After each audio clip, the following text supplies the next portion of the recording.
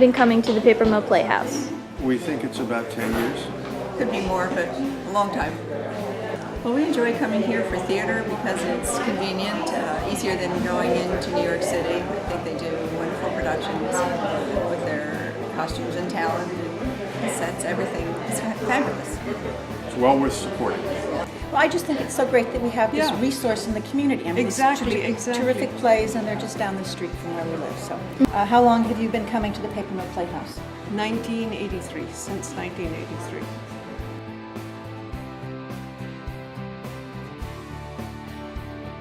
We rehearse our shows in New York City. We do not have a rehearsal space at the theater. We have a small black box theater up on the 3rd floor where we do our theater school classes. I take classes here, and there are lots of fun. What do you do in those classes? I just finished drama class, and now I'm thinking about signing up for audition class. And actually, we actually have more wing space than most Broadway theaters. If you go to shows in New York, you know, the real estate is very precious, you know, so they have very little wing space, you know, and so people come here and it's like, oh my gosh, this is a luxury. Even backstage, the dressing rooms in the Broadway houses, if you're the last chorus boy on the left, you're running up 6 flights of stairs to make your changes. Whereas here, the dressing rooms are on 2 levels. So performers that work in New York are like, oh, wow, this is great. You know, oh, this is kind of fun. So we rehearse for about 2.5 weeks in the studio. Minimal props, you know, a couple of set pieces. Usually it's coat racks with signs on it saying this is a moving piece of scenery and things like that. They tape everything out on the floor in different colors for different scenes. So if there's a staircase in the show, you know, there's taped stairs. So the actors start like getting it in their heads because when they get here, they're going to have to go up and downstairs. So you'll see them in a rehearsal just doing this, you know, because they're going upstairs or downstairs. So it's fast. Our goal there is to learn all the music, all the choreography, all the blocking, and then we come here on a Thursday night. While the actors are there rehearsing, we're loading in here. The light packages change for every show. We have a different artistic team for every show. So all the lights change. The scenery, of course, gets loaded in through that door you can see back there. We rehearse all day Friday, all day Saturday. Sunday's usually a day off unless we're behind. Monday night we add the orchestra. Tuesday night we have a final dress. Wednesday night we're ready for you, hopefully. Out onto stage unless the production stage manager says so. He's in charge of coordinating all the different departments to make sure that everything happens on time, in the same manner, and safely. The stage manager doesn't actually watch the show as it's happening. He watches it here on these 4 monitors, these TV monitors. Typically, these can be reconfigured, but typically what he sees on these monitors, one, he sees the conductor, just like the actors do. The other one is 2 shots from the front of the house. One is kind of a live shot as the audience is seeing it. The other's an infrared camera, so that when the lights black out, he can still see the images on stage, watch actors exiting, and watch the scenery moving to make sure that everybody is moving in their correct manner and that it's safe. And then sometimes the 4th camera is actually an aerial shot from above looking down at the stage so that he can see above, behind scenery, and how the mechanized pieces are moving together. He wears a headset. It's called a ClearComm system. And many of the crew members, not all, but many of them are on headset and he can talk to them. There's different channels here on the board that he can talk to just the deck, people on the stage, just lighting, just the spot operators up in the booth, or he can have them all live so he can talk to everybody all at one time. Up here in the loft, that's the gentleman or lady who operates the winch system that moves our mechanized scenery. The scenery that moves on stage is moved in 2 ways. It's either gripped, what we call gripped, which means pushed by either actors or our deck crewmen like Stanley, or it's mechanized in our winch system. So in general, there are always more people that you don't see off stage than on stage. It takes a lot more people to actually run the show technically. So normally our crews are larger than our casts. This is the sound console. Very, very, very, very important. This is a very difficult house for sound because unlike Broadway real estate, which is smaller, the balcony's closer to the stage, it's a narrower house. This is way spread out because it was designed in the early, we burned down in 1980 and we opened this in 82. So it's a whole new generation of architectural design.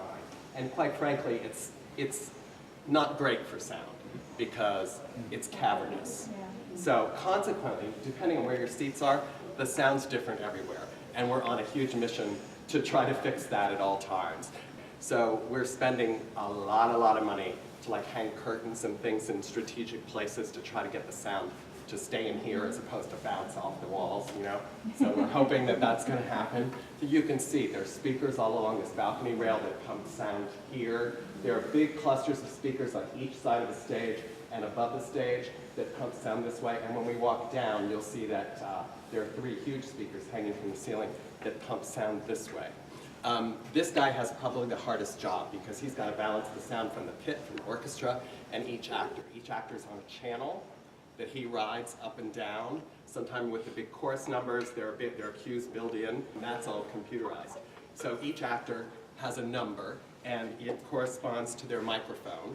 If you've never seen one of these little babies, this is the radio monitor, right? So really small, really delicate. One of the things about this is that, actors are working very hard in the show and they sweat. A lot of times you'll hear crackling coming through the speakers. Most people think, they stop me at the back of the house and they go, your speakers, they're not doing so well. I think you might want to think about replacing those. And I'm like, well, that's not exactly what that is. It just means the actor sweated out their mic. So he knows, he can figure that out. He's got an associate back there, that there's another soundboard back there, and he goes, grab the actor playing Josh Cohen when he comes off the stage because he sweated out his mic. So an actor will be running off stage for a quick change, and somebody will run up and go, right? Oh, and the other thing that happens, sometimes we're standing in the back of the house, watching the show, and you'll hear voices, and who are those rude people talking in the balcony? Well, it's usually not rude people talking in the balcony. It's a cop car driving by, and the frequency gets picked up. And you hear, and it's like, oh my God. You just hope that they keep driving really quick. And often the instruments in the pit are, certain instruments are mic'd as well. We have 30 of these. Yeah. There's rarely more than that. And occasionally, we do have some extras. For example, did you guys, I assume most of you saw Oliver? Mm-hmm. So we didn't have enough mics. That's the biggest cast we've had in a long time. So people right love as kids. So we had some older mics that don't work anymore. We put the mics on the kids anyway because they didn't know. Yeah. So we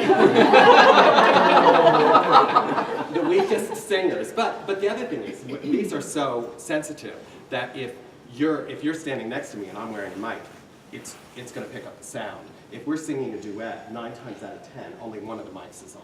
Because if they were both on, you'd be blasted or you'd get feedback, right? Yeah. So if somebody's standing next to you singing, and so in those instances, or if there's a brilliant dancer that sings off key, their mic isn't turned. But it's not turned on because you don't want that sound, right? Also, typically along the front of the stage, they're not there now. There are numbers 0, 2, 4, 6, 8. That creates a grid on stage so you can find your positioning. Very, very helpful for actors, but most incredibly helpful for dancers. So if the choreographer says to me, Mark, you need to be on 2 stage left, right on the track, this is the track, and I would find 2, that would be my position. So they're constantly thinking about this as a grid and moving on stage. It's also how we set seating. Besides all the channels for the microphones, for the actors and the instruments, sound cues that you hear, like doors slamming and phones ringing and crashes and things like that, those are now just taken off the internet and put onto a CD. And it's literally just a CD player, and it's geared up, and he presses the button and you hear the sound cue. If you're a lady, I'd say 99% of the time, the women you see on stage have wigs on.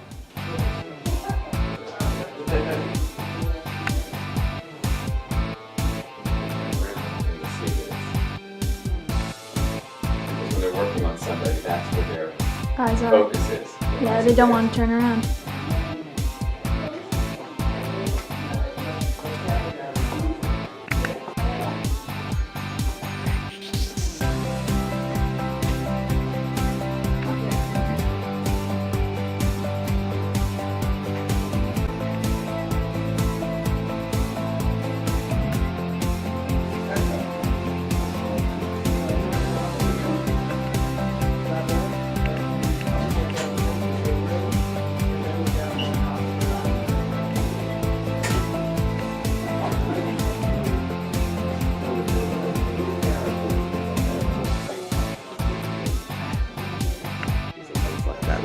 repair things and build props and stuff like that, and storage for soft goods. And but this is where they have all their meals here and all that kind of stuff. So this is like their little Here at the end is one of our larger rooms.